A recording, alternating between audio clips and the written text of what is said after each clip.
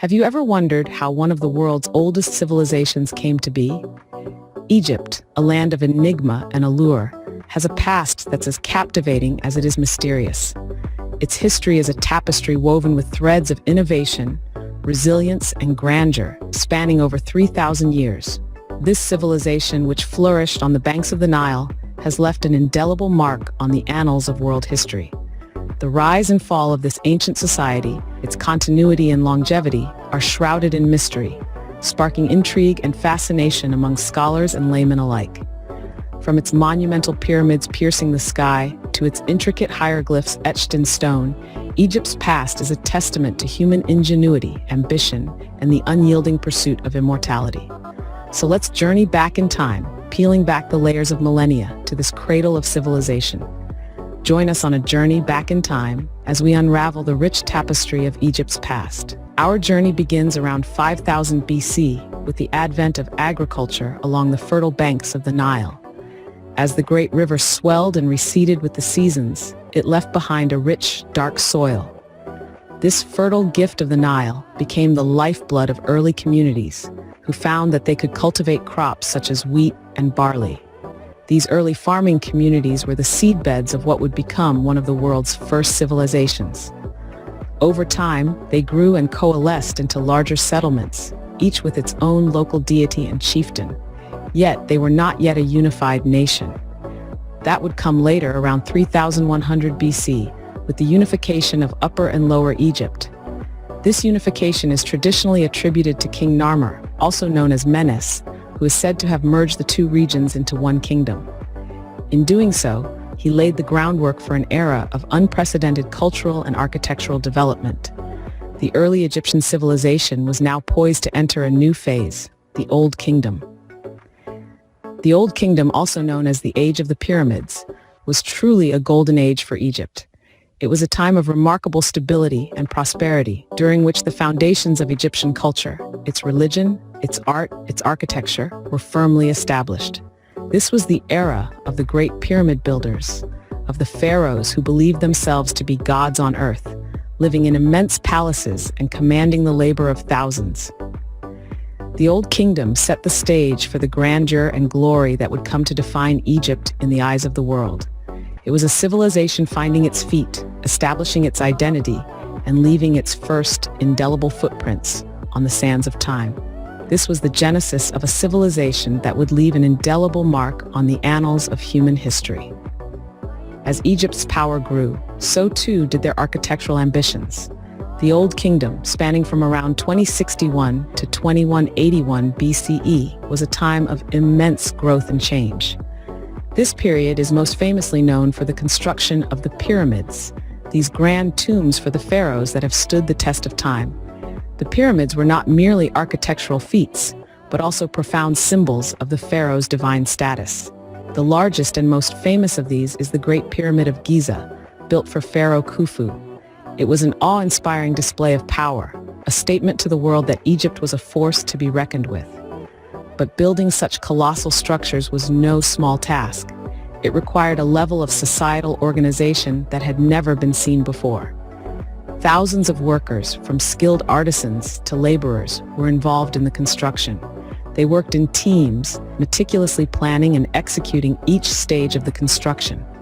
These workers were not slaves, as often portrayed, but paid laborers, demonstrating the economic prosperity of the Old Kingdom.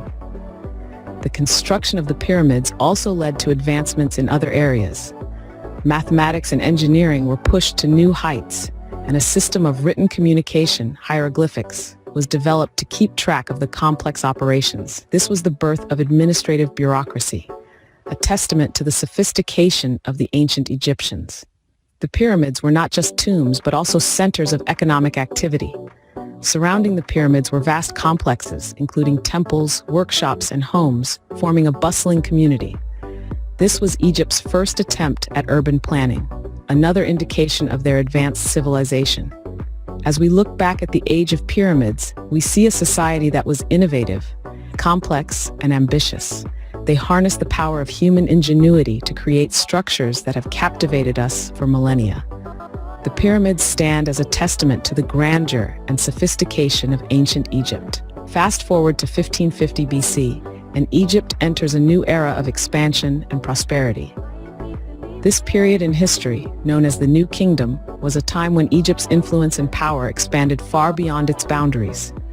The New Kingdom was the third of Egypt's three major periods following the Old Kingdom and the Middle Kingdom.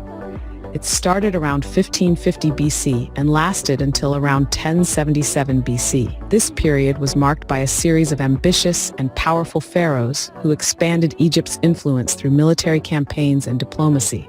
A key figure of this period was Thutmose III, often referred to as the Napoleon of ancient Egypt.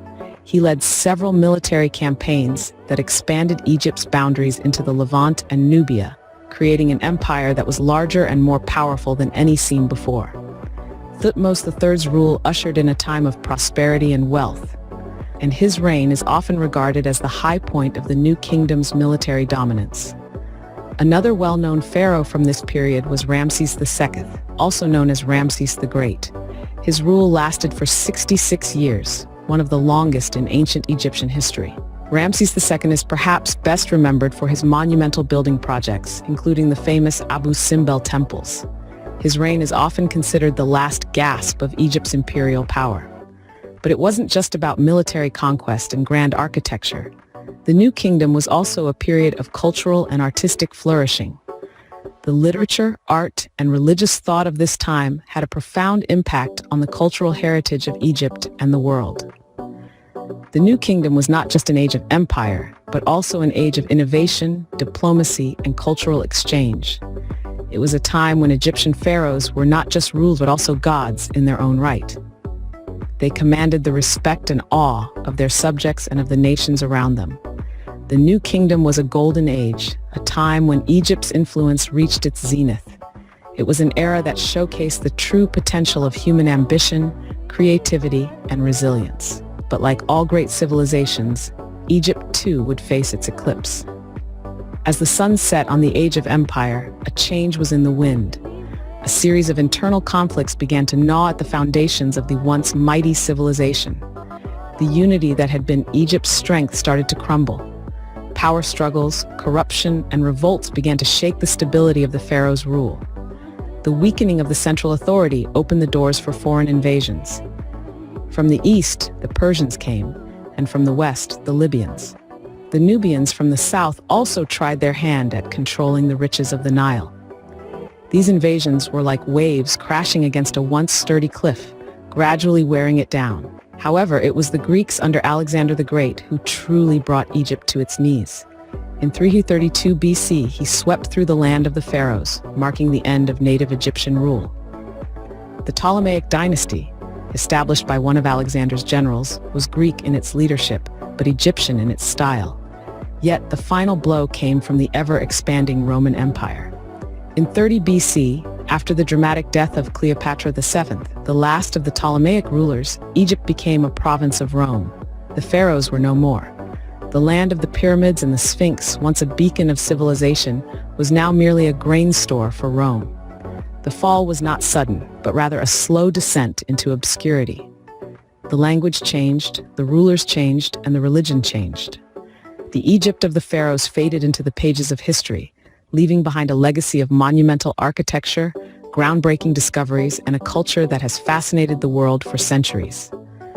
Thus ended the age of pharaohs, but the legacy of ancient Egypt would live on.